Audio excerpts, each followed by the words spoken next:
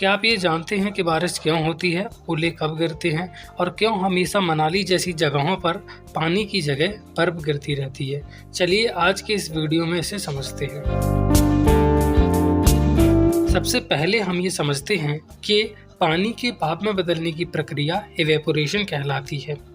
अब ये ज़रूरी नहीं है कि पानी भाप में बहुत ज़्यादा गर्मी और दबाव पर ही बदले, जैसे कुकर में बदलता है।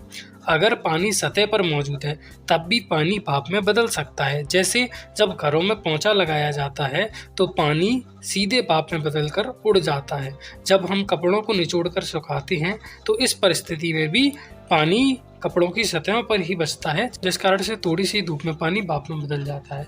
इसका मतलब ये हुआ कि नदियों, तालाबों और समुद्रों का पानी भी जो सबसे ऊपर होता है, ऊपरी सतह पर मौजूद होता है, वो आसानी से भाप में बदल जाएगा।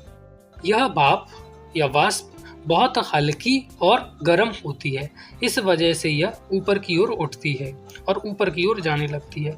पृथ्वी पर वायुमंडल में जब हम ऊपर की तरफ बढ़ते हैं तो तापमान बहुत कम होता है और बहुत ज़्यादा ऊपर जाने पर यह तापमान 0 से भी ज़्यादा कम हो सकता है। अब इतने कम तापमान में यह वाष्प जब धुएं, धूल के कणों इत्यादि से टकराती है तो वह उस पर ठंडी होकर पानी में बदलने लगती है।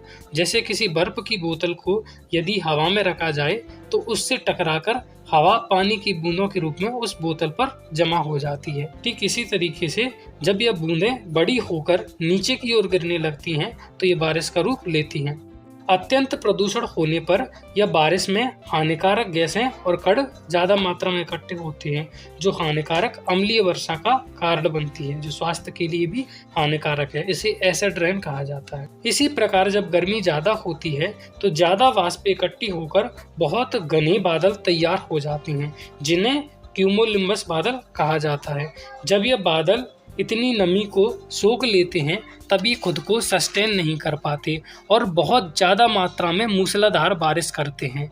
यह अक्सर बादल फटने के रूप में देखी जाती है। इसके अलावा जब कोई बादल जो अत्यधिक पानी से भरा हुआ है किन्हीं पहाड़ों के बीच में रह जाता है या पहाड़ों से टकराते हैं, तब भी उनमें से बहुत ज़्यादा पानी नीचे की ओर गिरता है, जिसे बादल फटना कहते हैं। यह मूसलाधार बारिश होती है जो बाढ़ का रूप ले सकती है।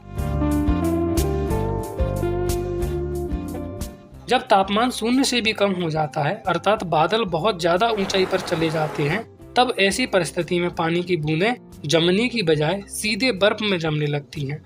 अगर ये बर्फ छोटी होती है तो नीचे आते हुए पानी में बदल जाएगी, लेकिन अगर इसका आकार बड़ा है तो नीचे आते हुए यह ओले बनकर गिरेगी। जब यह नीचे गिरती है तो हवा के दबाव और घर्षण के कारण यह गोल हो जाते हैं, जिन्हें हम ओले गिरना कहते हैं। आपने अक्सर ये देखा होगा कि नदियों के अंदर जो पत्थर बहते हैं वो भी इसी तरीके से घर्षण के कारण गोल हो जाते हैं।